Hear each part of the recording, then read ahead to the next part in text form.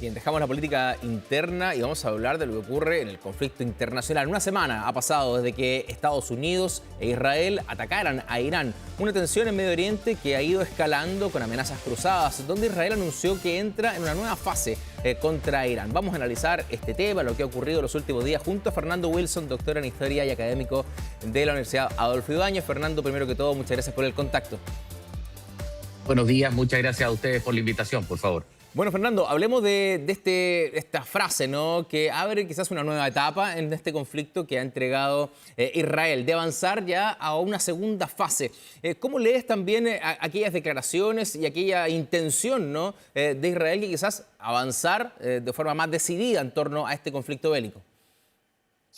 A ver, los israelíes ya consiguieron libertad operativa sobre el espacio aéreo iraní, destruyeron lo que quedaba de la Fuerza Aérea de Irán, también destruyeron la red de defensa antiaérea que habían sobrevivido a las operaciones de la Guerra de los 12 días. Eso les da hoy día la capacidad de concentrarse fuertemente en sus blancos prioritarios, que es la estructura industrial que apoya el programa de misiles balísticos. El programa nuclear ya está prácticamente desmantelado, y sobre todo la persecución de blancos políticos de alto valor. Si bien en un primer momento se atacó fuertemente el liderazgo tanto de la Guardia Revolucionaria Islámica, se destruyó el complejo donde habitaba Ali Khamenei y estaba llevando a cabo una reunión, dándole muerte a él y a parte de su familia incluso. Ahora básicamente comienza una operación sistemática de ataque en ese eje. Imágenes filtradas desde Estados Unidos muestran una concentración en ataques en el Kurdistán y en Teherán. Ahora esto, digamos, y en Juzestán, en el sur, para darle libertad a las fuerzas kurdas para poder desarrollar operaciones terrestres. Eh, Eso nos abre una ventana respecto a la duda de cuál es lo que se denomina el estado final deseado. ¿Quieren reducir la capacidad militar iraní o quieren propugnar un cambio de régimen? Tiendo a pensar que eso es fluido, están esperando a ver cómo se desarrollan las operaciones, hasta dónde van a llegar y cómo esto se va a desarrollar y va a operar.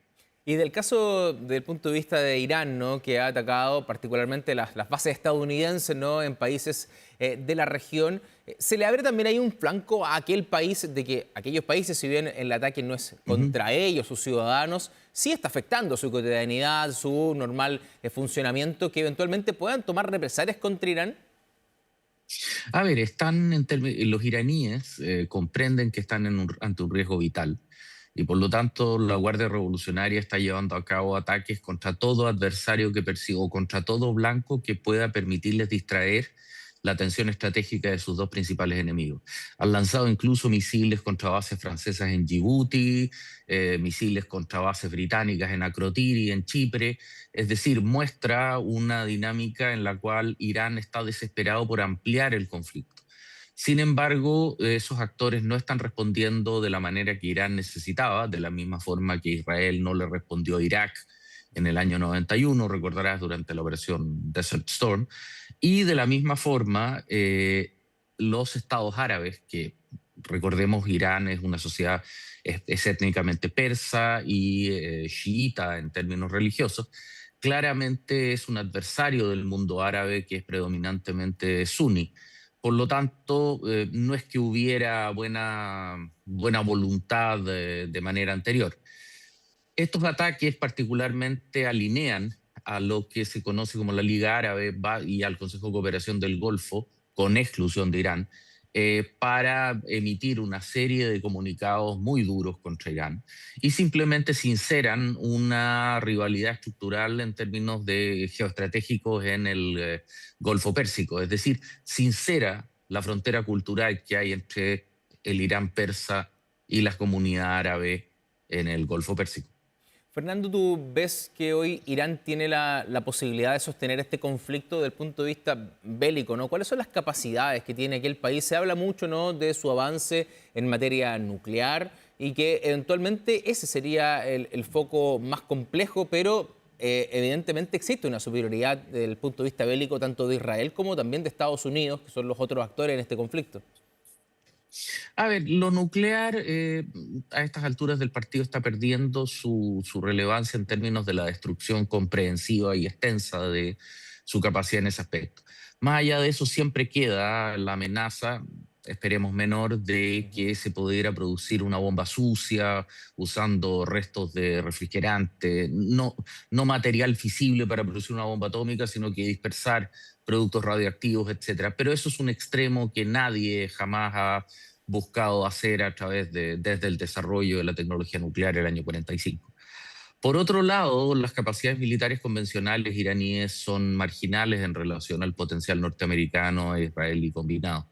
Por lo tanto, uno tiende a pensar que lo más probable es el recurso de herramientas asimétricas.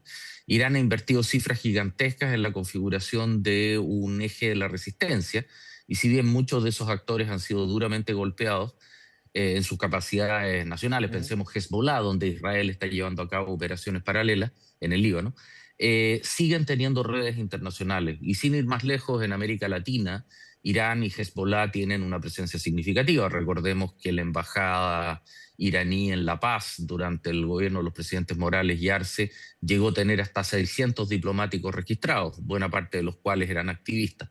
En esa situación tiendo a pensar que el riesgo más bien es cuando Irán logre articular su respuesta, pudieran hacer acciones terroristas o acciones asimétricas contra blancos militares o civiles a lo largo y ancho del mundo.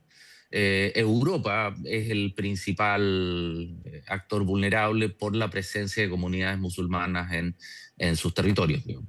Y esa rearticulación, Fernando, está ligada exclusivamente a determinar quién va a continuar liderando este régimen una vez que entendemos que el líder supremo no fue Ujú. abatido, o bien esto se puede organizar desde el punto de vista civil a través de los diferentes grupos, ¿no?, activistas que han ido tomando quizás preponderancia cuando no hay un líder supremo a la cabeza. A ver, es que el sistema político iraní ha dado un giro muy interesante a analizar en las últimas semanas. Si es que finalmente es real que va a ser proclamado el líder supremo el ayatollah Mojtada Khamenei, el hijo de Ali Khamenei, eso nos queda claro que ya no hay un predominio del Consejo de los Ulemas o los liderazgos religiosos, sino que de la Guardia Revolucionaria. Ali Khamenei basaba su poder precisamente en el control de la Guardia, y hoy día la Guardia, como si fueran pretorianos en el Imperio Romano, estaría imponiendo a Mojtada Khamenei. Mojtada no es un liderazgo relevante, no es un académico islámico reconocido, es una figura de tercera línea, pero al tener el apellido que tiene, ha sido impulsado por la Guardia Revolucionaria, que estaría sincerando su condición de control. Ahora, la misma Guardia ha recibido daño importante, le han matado una cantidad considerable de líderes, lo que probablemente implique la necesidad de una rearticulación de las cadenas de mando, que no son solamente, entre comillas, designaciones en cargo, sino que tiene un tema de fuertes confianzas personales y validaciones religiosas. Por lo tanto, tiendo a creer que antes que puedan montar una estrategia de respuesta a nivel global, va a requerir la consolidación de los liderazgos políticos de manera ordenada y estabilizada. Eso va a tomar todavía probablemente un cierto tiempo. Desde el punto de vista de los efectos que está generando este conflicto más allá de los países involucrados, donde vemos, por ejemplo, el precio del crudo, también lo que ocurre con el abastecimiento de gas que ha ido al alza por el cierre, ¿no?, de un paso que es fundamental para este tipo de combustibles.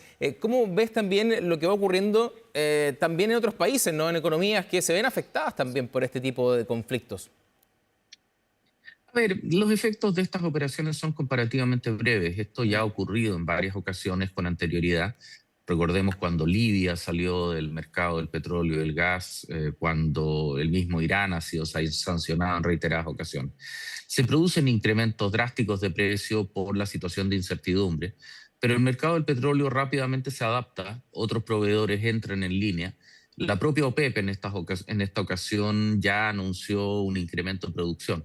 Por lo tanto, tiendo a pensar que esto no va a ser un fenómeno de larga duración particularmente complicado. Más bien esto puede durar un par de meses o lo que dure el conflicto, pero después de ello rápidamente se recupera. Ahora, para países como nosotros, que somos importadores netos de energía, digamos, petróleo y gas natural, indudablemente representa presiones inflacionarias, gastos incrementados, probablemente transferencia de precio a consumidores finales, lo que ciertamente no es una experiencia agradable ni mucho menos, digamos. Pero lamentablemente somos simplemente espectadores y no tenemos la capacidad de intervención en las herramientas o las causas basales del proceso que se está desarrollando. Dentro de los ataques, ¿no? Lo hablábamos al inicio de esta conversación, donde Israel ya ha ido avanzando desde el punto de vista de la infraestructura, ¿no? Que Ujú. existe hoy día en Irán, también lo ha hecho Estados Unidos. Hay puntos que son claves y vitales, particularmente para este país que vive una sequía y escasez hídrica hace mucho tiempo, que son las plantas Exacto. desalinizadoras, ¿no? Porque el agua escasea en aquella zona y a través de estas plantas Ujú. finalmente es como se abastece la ciudad. ¿Es quizás un foco crítico hoy día desde el punto de vista de este conflicto? A ver, Irán es un país particularmente bastante grande y con una población de en torno a los 90 millones. Eso hace que el abastecimiento de agua dependa mucho de la ubicación de los centros urbanos. Las ciudades ubicadas más hacia la costa del Golfo Pérsico, el Océano Índico en el sur, en el pequeño trozo de costa que tienen con el Índico, utilizan esencialmente, como mencionas, plantas desaladoras.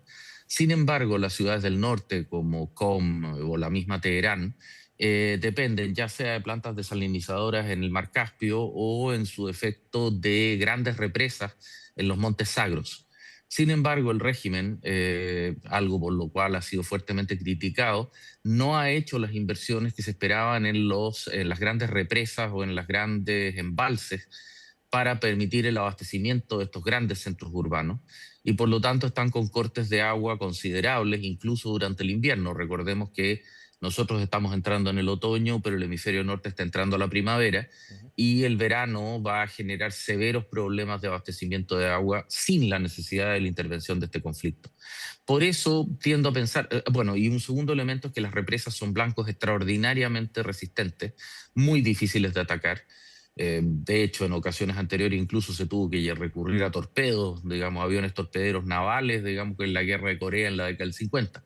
Por lo tanto, tiendo a pensar que tanto por motivos humanitarios como por la dificultad del blanco, hay objetivos que son mucho más importantes y sobre todo porque Irán ya está en un problema de abastecimiento de agua potable por derecho propio.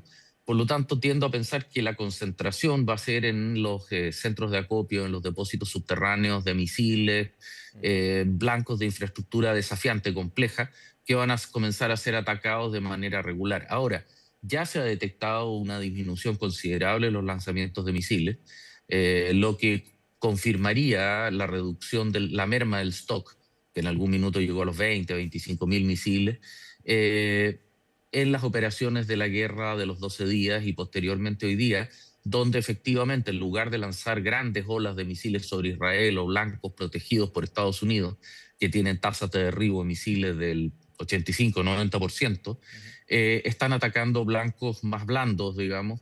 Irán se concentra en los estados del Golfo, en bases aliadas, etcétera, que no tienen el nivel de defensas antiaéreas y antimisil como pueden tener los estados del Golfo de Israel. Y además los atacan con números mucho más reducidos, 2, 4 misiles, cuidando el stock. El problema de ese tipo de armas es que, si bien es cierto, son en términos comparativos simples respecto a las que opera el propio Israel o Estados Unidos, no son fabricables a gran velocidad. Y la solución de los drones, si bien es altamente efectiva, tampoco es que tengan los números necesarios para poder enfrentar las defensas antiaéreas occidentales con el éxito y la tasa de empleo esperada en estas circunstancias. Por lo tanto, me atrevería a decir que los iraníes están comenzando a cuidar los stocks remanentes de munición, utilizarlos mucho más prudentemente, cosa de mantener una capacidad de resistencia en un conflicto más largo. Fernando Wilson, doctor en Historia y académico de la Universidad Adolfo Ibáñez, te queremos agradecer este contacto y esta mirada, Por conversación favor, sobre este conflicto que nos tiene pendiente durante estos últimos días. Que tengas muy buen día. por favor, muchas gracias a ustedes. Que estén muy bien. Nos vemos.